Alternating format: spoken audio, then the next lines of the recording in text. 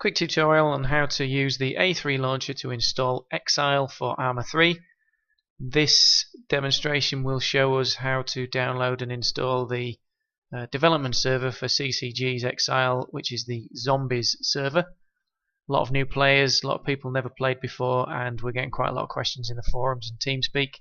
So I'll quickly run you through the best way to do it. First thing you're going to want to do is download the A3 launcher. So we'll go to a3launcher.com and download the launcher. This is the landing page. Just click on the download now. It'll quickly download. It's not a big file. Download that, wait for it to finish, and then we'll install. So click on there. Just go through the normal installation process, default settings and everything. And there you go, that's installed. So we'll get rid of that. Arma 3 launcher. First time you open it, you'll notice it pulls up many servers. This is basically a list of all the Arma 3 servers running whatever mods from Battle Royale through to Exile to all kinds of stuff. So you can use this launcher for downloading any mod.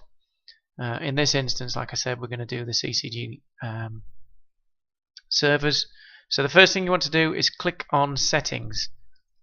Make sure your Arma 3 path has dropped in here. This should default in the appropriate path, which you can see mine has done. I always click no logs, no splash, no pause. It just speeds up the loading process when you're actually joining the server. The second thing is your download path, your mods download path. This is where the launcher itself will actually install the mods. If we click on there, it takes you to your Arma 3 folder. If we click on open the mod folder, this is the actual folder. So the only mod I've got installed at the minute is Breaking Point. There's no other mods in there. So click on save. That'll save all of that kind of stuff. So in order to actually get the launcher to start downloading the appropriate mods, you need to find the server that you want to join, the one that you actually want to play. In this instance, like I said, it's the Exile development server using Zombies. Server's full at the minute, as a couple of the other servers. All you need to do is click join, and the launcher will tell you that you're missing some mods. Would you like to download them? Yes please, we would. Click OK. It doesn't appear to be doing a great deal, and this is what sometimes catches people out. It doesn't appear to be doing anything.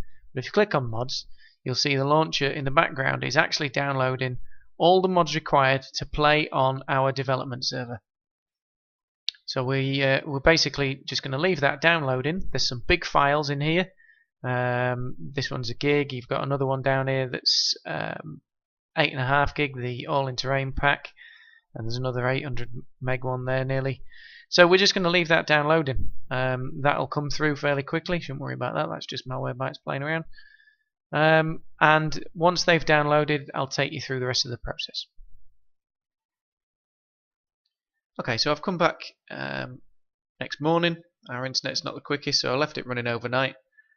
And the launch has completed its downloads.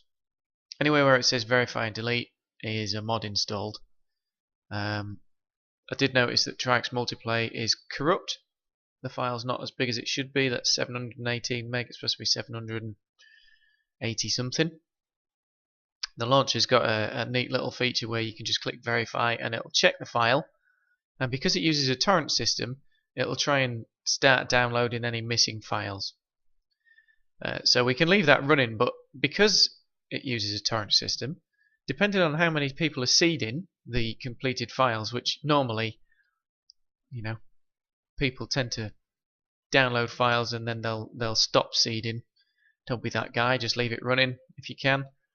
So the download, depending on how many people are actually seeding, the download can be very slow.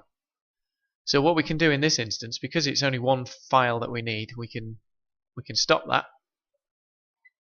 We can go back to settings and we can click force HTTP, and this will re-download the whole mod. So click on save. Go back to Trike's.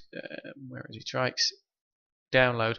But because when you force HTTP, you kind of bypass the torrent system. So if we click verify again now, the launcher will tell us because we're using force HTTP, we can't just download the files that we need. We have to download the whole mod. So Okay, so we're just going to close the launcher, and then what I do is I'm going to go in and I'm going to rename. I'm going to fool the launcher into thinking it hasn't actually downloaded any of that Trix mod at all. And rather than just deleting the mod, I'm just going to call it something else. I'm just going to call it Trix old. Now, when we reopen the launcher, it's going to think that that folder doesn't exist at all because we've renamed it.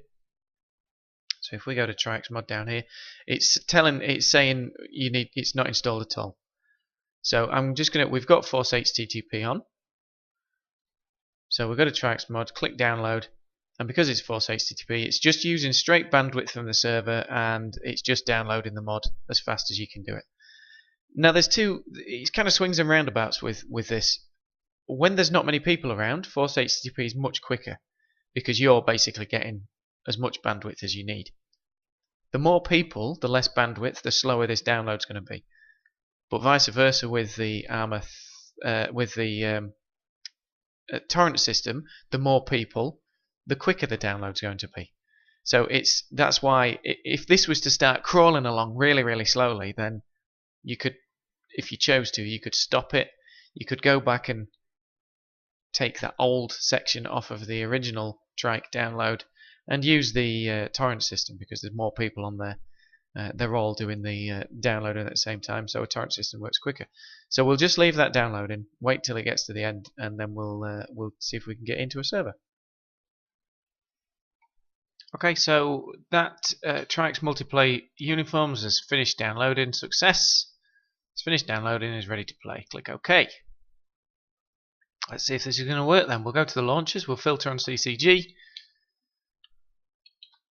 and we want to play the dev server. Now, bear in mind that in order to play on the dev server at the moment, when this video was made at least, you need to be on the whitelist, meaning that you need to have subscribed, you needed to have been accepted onto the whitelist, and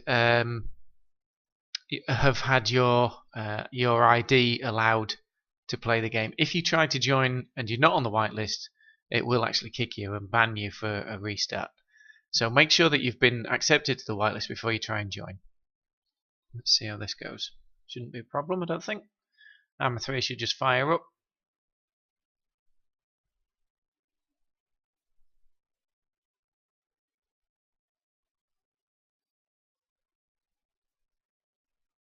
And it's exactly the same process if you were not joining the dev server, obviously, if you were just joining one of our other servers, or any other server for that matter. Like we have the Lingor maps. If you want to join one of the Lingor maps, alright, so it's let me in. We'll click OK.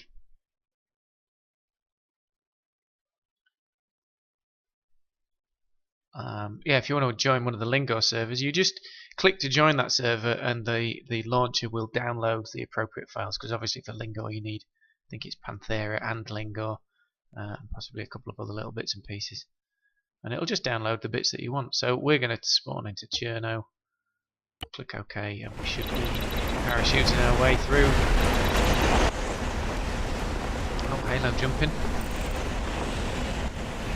That's good.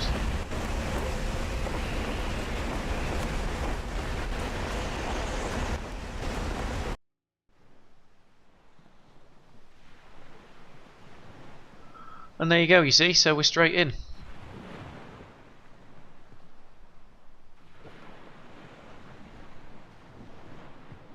And that's us. We're all good.